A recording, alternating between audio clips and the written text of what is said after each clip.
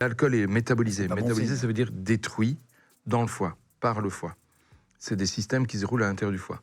Tu sais, quand tu as le foie qui fonctionne plus bien, parce que l'alcoolisme, justement, ça fait en sorte que le foie est altéré, puisqu'on peut voir apparaître ce qu'on appelle une cirrhose alcoolique, c'est-à-dire une fibrose du foie qui se crée et des foies qui ne fonctionnent plus du tout.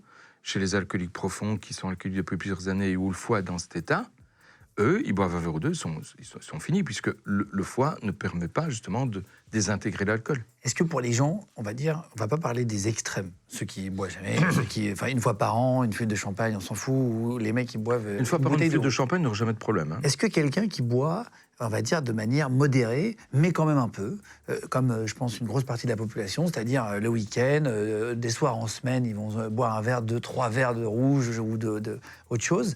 Est-ce qu'on s'abîme le foie ou est-ce que quand on consomme peu, ça abîme pas trop le corps? Quand on consomme peu, ça fait rien.